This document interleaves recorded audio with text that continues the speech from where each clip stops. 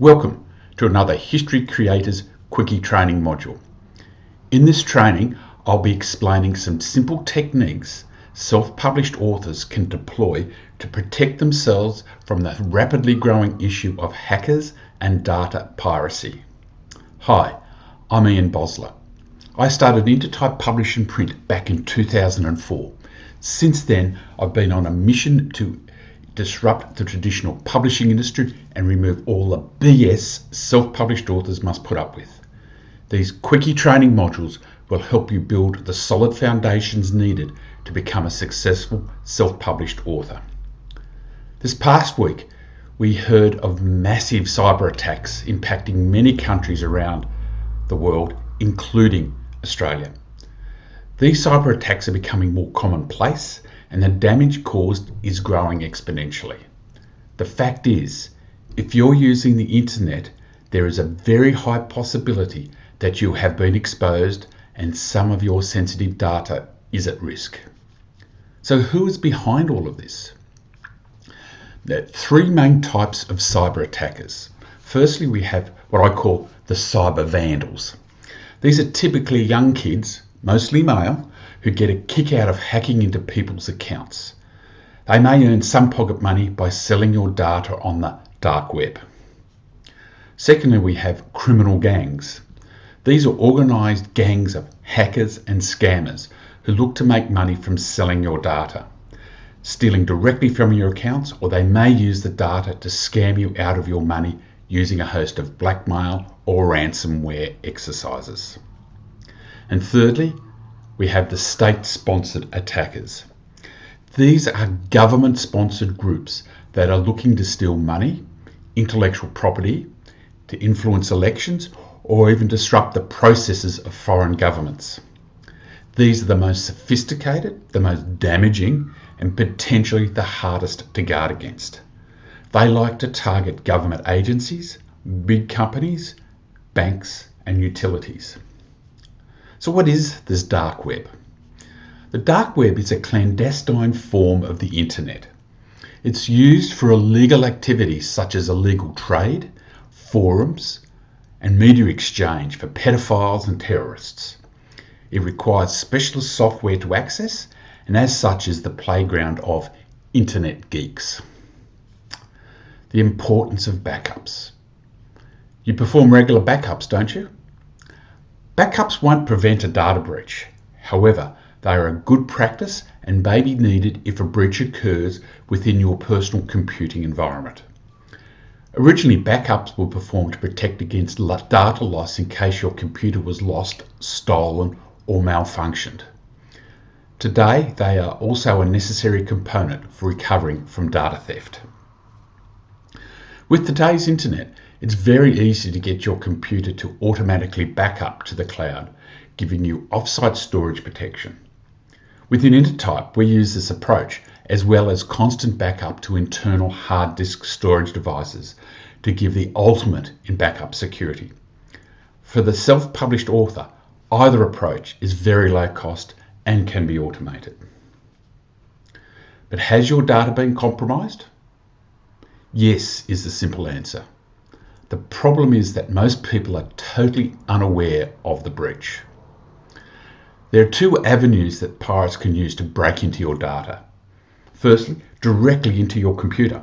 They may try to access your email account or go straight into your device from your login screen. Secondly, more often, the breach occurs via third-party applications. So far in 2020, data losses have occurred across over 150 large companies, many of which are used by self-published authors. The applications include the likes of Yahoo, LinkedIn, Adobe, Facebook, Dropbox, Twitter, and Canva. Prevention is the best form of defense. There are a few simple things that authors can do to prevent the data pirates from seriously disrupting your life. Firstly, identify at-risk accounts. Some accounts, such as banking, are higher risk than others, and it's worth knowing the ones you have to be extra careful with. So start with making a list of the online accounts that you use such as banks, government, telecoms, pay TV, etc. When I first did this exercise, I was shocked to see I had over 80 accounts, many of which I no longer use. Secondly, you then highlight these accounts that contain very sensitive data that will cause you a lot of grief if they are compromised. Think banks, superannuation funds, government agencies, etc. Then highlight those that may hold any credit card or bank account details. And finally, highlight those of big global corporations or government agencies. Think Facebook, Twitter, etc. The second strategy then is to close accounts. The quickest and easiest way to minimize the risk is to close the accounts that you no longer use. Be careful, however, that simply logging on and closing may not necessarily remove any of your data they may hold. Here is a little trick that I use. It works especially well with accounts of global companies. These companies generally have to comply with all of the data protection regulations that operate in various parts of the world. GDPR, but just Google it if you must know what it is one of the strictest and provides for the forgetting of information. Simply update the following text with your details and email to the support team within the account. Within days, your data should be wiped from these systems. Okay. So here's the email. Hi, please delete my account and any data you store about me. I appreciate your help. Firstly, erase my personal data according to Article 15 GDPR. I meet the requirements of data removal requests set forth in Article 17 (1) of GDPR. Next, if I consented to the processing of my personal data, e.g. according to Article 6 (1) or Article 9 (2) GDPR, I hereby withdraw my consent. I no longer want my data stored or processed by your organisation. Thank you. Here's the information you'll need to identify my account. And this is where you add the name you used to set up the account, and then you add the email address you used to set up the account. And then just sign off, yours sincerely. Okay. After that, you then want to be looking at setting up two-factor authentication. Bigger companies and high-risk applications are increasingly using two-factor authentication as a means of improving security. This approach typically involves a unique code being sent to your mobile phone as part of the login procedure. Then you need to look at changing your passwords. Chances are your passwords are easily compromised. It's a common issue and one that is easily fixed. The account risk assessment you performed earlier will help you prioritize the accounts to work on. My favorite approach is to change the passwords of high-risk accounts every month and ensure they are different for each account. For low-risk accounts, I change the passwords twice a year at the start and end of daylight saving.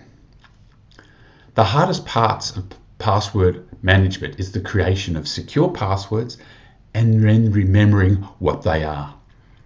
I use two tools to help with this.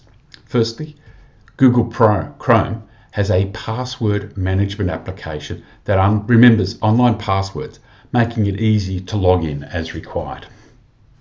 The other thing I use is a password management application. There are a few of these low-cost tools available. I use LastPass, which I found simple to use, but there are others you can check out.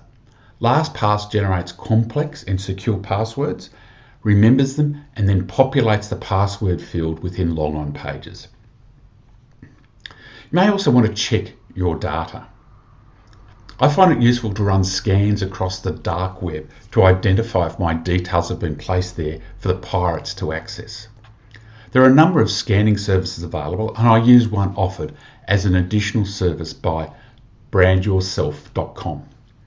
This process has identified that my data has been placed on the dark web 17 times since 2012, and it notifies me immediately when a new breach has been found. As I have a good password management process, I only need to update one password to maintain my data confidentiality.